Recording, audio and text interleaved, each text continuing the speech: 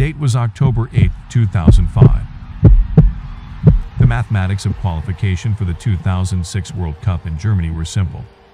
Ivory Coast was playing against Sudan in a World Cup qualifier, knowing that they needed to better the result of Cameroon, who were playing Egypt on the same night, to go through.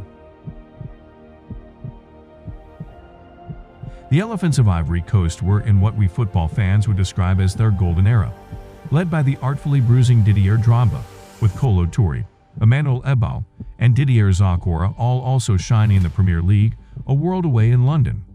Yaya Touré, then with Greek side Olympiacos and still considered raw, was waiting in the wings.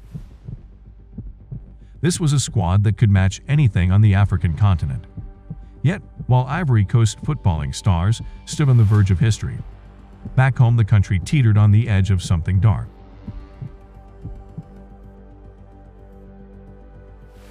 A civil war that began in 2002 had divided the country, with President Laurent Gbagbo's government controlling the south and a rebel faction known as the New Forces of Ivory Coast, led by Guillaume Soro, controlling the north. Luckily for Drogba and his teammates, Pierre Wome of the indomitable Lions of Cameroon missed from the spot to allow Ivory Coast through to the World Cup for the first time in their history. Quite rightly, the players celebrated wildly.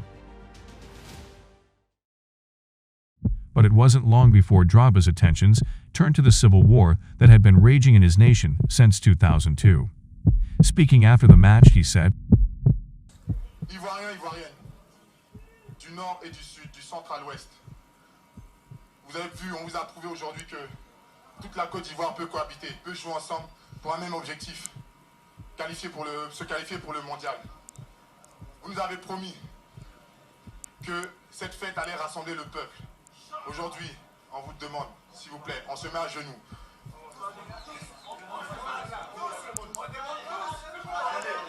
Pardonnez. Pardonnez.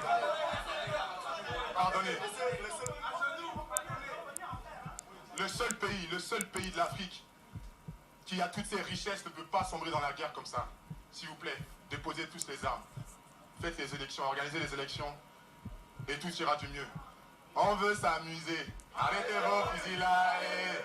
On veut s'amuser. Arrêtez vos fusillades.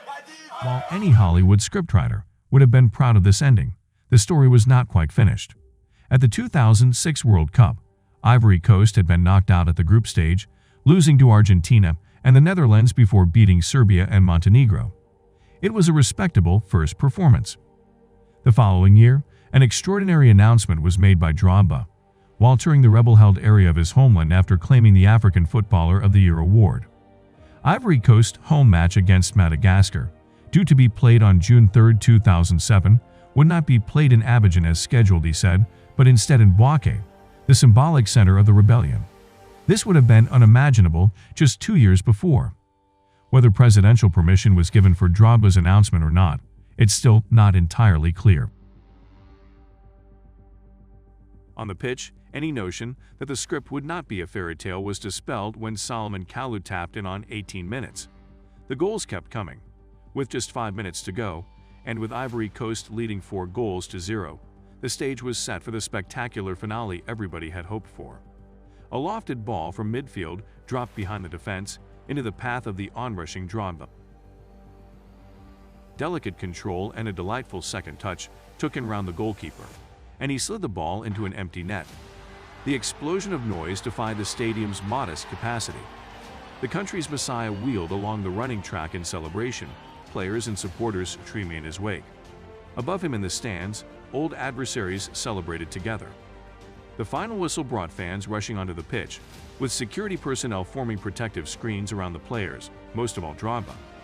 The symbolic gesture of the game in Bouaké seemed to have united a country once again. It was euphoria across the whole country. Everybody came together, says Nahor. We had so much hope in Drogba and his team.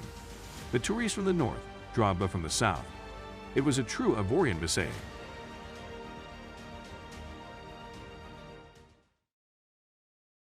However, what followed was sadly very different. With divisions running deep and memories short, the euphoria surrounding those two matches began to fade.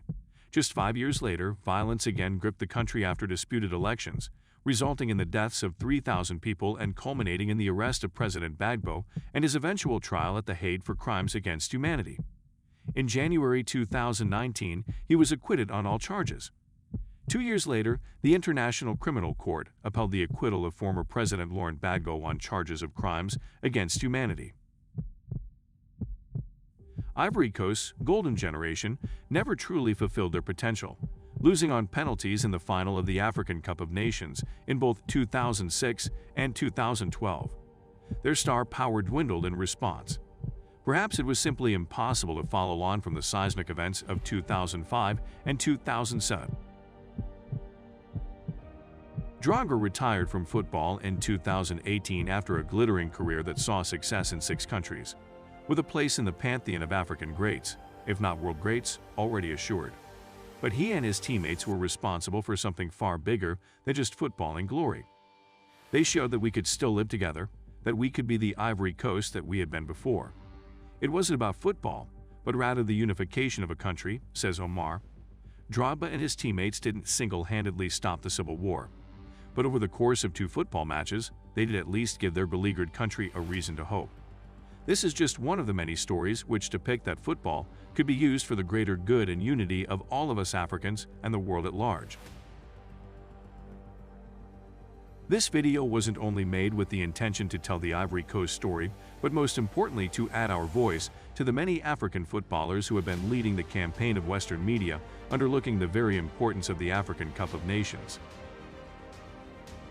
Cameroon is set for this year's competition, and are also very strong contenders for the title alongside the Black Stars of Ghana, the Eagles of Nigeria, the Teranga Lions of Senegal, and many more. We wish the tournament is a success and hope that the joy we share in the game of football is spread across to areas of turmoil on the continent. Thank you. If you enjoyed this video, please do not forget to subscribe to the channel and turn on post notifications.